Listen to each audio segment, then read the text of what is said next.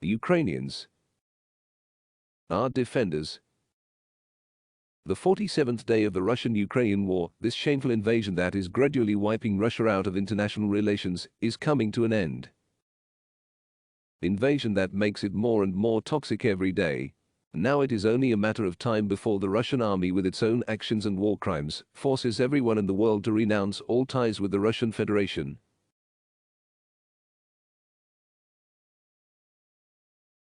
Security work is underway in the northern regions of our country, from where the occupiers were expelled. First of all, it is mine clearance. Russian troops left behind tens if not hundreds of thousands of dangerous objects. These are shells that did not explode, mines, tripwire mines. At least several thousand such items are disposed of daily. The occupiers left mines everywhere, in the houses they seized, just on the streets, in the fields. They mined people's property, mined cars, doors. They consciously did everything to make the return to these areas after the occupation as dangerous as possible. Due to the actions of the Russian army, our territory is currently one of the most contaminated by mines in the world. And I believe this should also be considered as a war crime of Russian troops. They deliberately did everything to kill or maim as many of our people as possible, even when they were forced to withdraw from our land. Without the appropriate orders, they would not have done it. This afternoon I met on Bankover Street with an expert group working on the creation of a special mechanism for pre-trial investigation and judicial review of all war crimes committed by the occupiers. We are working on a legal way to bring the occupiers to justice, which will be as effective and as fast as possible.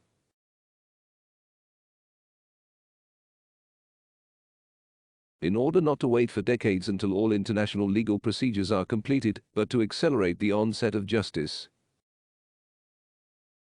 I expect that the options for creating such a special mechanism will be presented in the near future. Today, the occupiers issued a new statement, which testifies to their preparation for a new stage of terror against Ukraine and our defenders.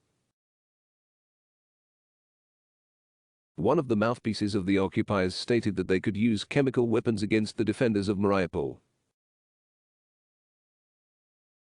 We take this as seriously as possible. I want to remind the world leaders that the possible use of chemical weapons by the Russian military has already been discussed.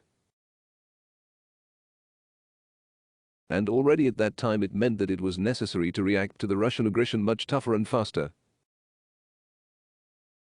The European Union has now begun discussing a sixth package of sanctions against Russia.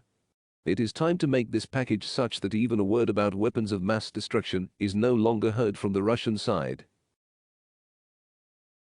An oil embargo against Russia is mandatory.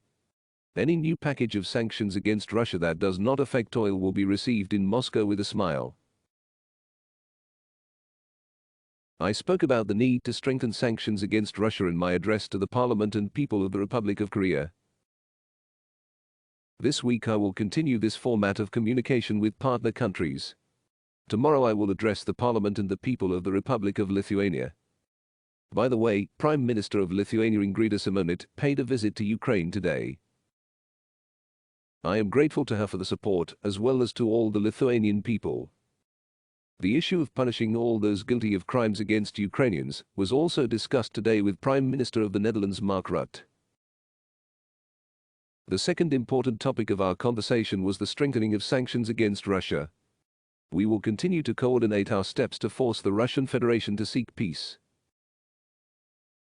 I also discussed cooperation in the energy sphere with the Prime Minister of Norway, expressed gratitude for the support of efforts aimed to force Russia to seek peace. I also held talks with the chairperson of the African Union, President of Senegal, informed him about the current situation in Ukraine, about the global threats posed by the Russian invasion. The key task both today and every day at this time is concrete defensive measures. A concrete increase in our ability to repel any attacks by Russian troops. I am dealing with this issue almost around the clock. I'm sure people see it too. just as they see that the military and technical capabilities of the enemy are still very high. Yes, Ukrainians are incomparably braver.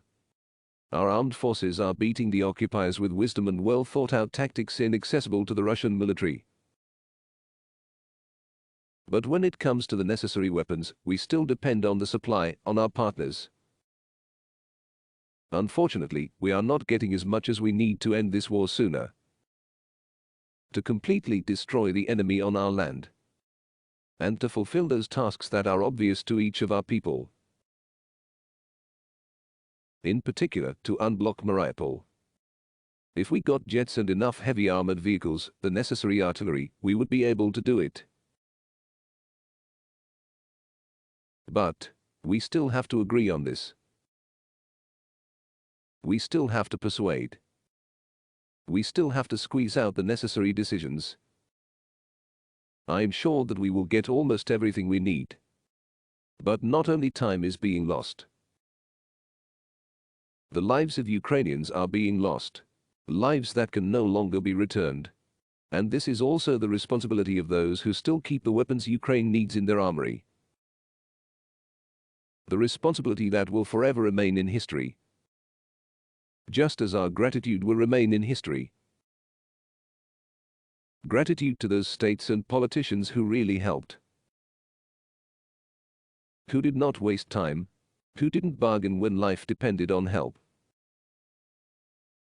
I also signed several important decrees. 187 servicemen of the Armed Forces of Ukraine, 15 servicemen of the National Guard of Ukraine, and 6 servicemen of the main intelligence directorate were awarded.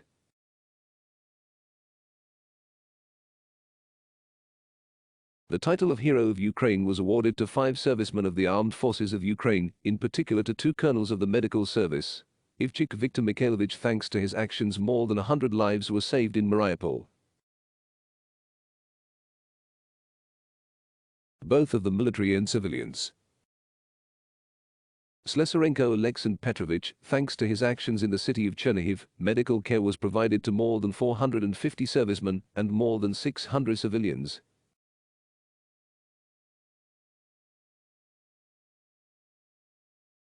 I am grateful to all our heroes.